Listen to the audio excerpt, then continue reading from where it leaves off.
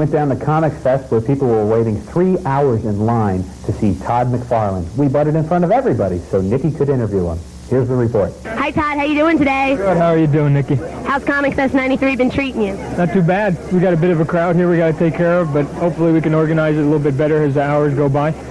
So tell me, what are some of next year's plans for Spawn? We got the Spawn Batman crossover that I'll be doing the artwork and Frank Miller will be doing the writing on, coming back for the first time on Batman since his Batman Dark Knight Returns in Batman Year One. And then just a matter of finalizing deals for mass market, trying to get the character out, you know, to the public instead of keeping into the cottage community, you know, of comic books right now. So I'm trying to, as we all are, trying to get movie deals done and video deals, and we'll be able to announce those early next year. So.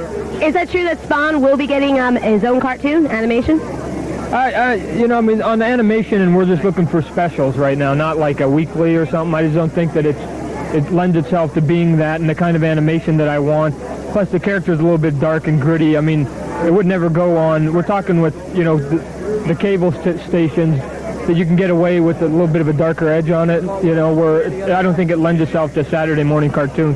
The live action is the stuff that would give it the dark, gritty edge.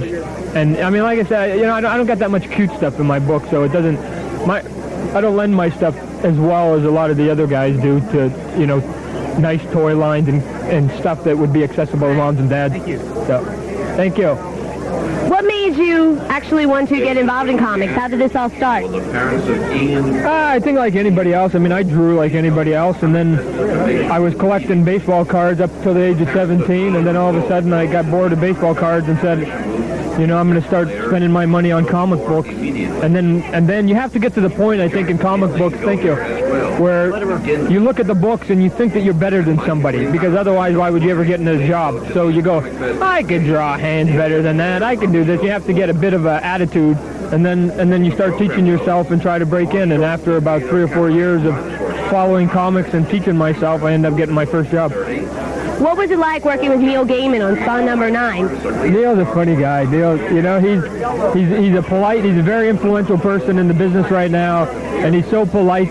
He's opposite of me, where I like to bug everybody and, you know, just throw out stuff just for the sake of getting a reaction. Where he's very polite, but he's highly intelligent, and he's very open to letting me get in on the ideas that he wants to put down on the paper and stuff. And you know, it wasn't like he came in. People think that people like Frank Miller and Neil Gaiman and that, you know, have a bit of a, you know, an air about them that if they're tough to work with. No, they're the same as anybody else. You know, they just happen to sell a few more books or have a bigger audience than some other people. Doesn't change their attitude. So. We interviewed Neil Gaiman on our first show, and he did a great imitation of you. I said, hey Neil, it's Desertmeister, you know. How'd you like to do Spawn? You know? Do you have an imitation of Neil? No, because he's too polite. I know he did his Bill Murray. I'm punch drunk. My Neil Gaiman, no, because he doesn't say nothing. He says, I'll do my Neil Gaiman no matter what you do. Oh, that's a pity. See, if you shoot his wife, oh, that's a pity. If you kick his dog, oh, that's a pity. He never says nothing to anybody. So for Neil, I just think he needs to get a little bit more ornery. So if he gets a little more ornery, I'll become a little bit nicer, and then we'll still keep the balance in check.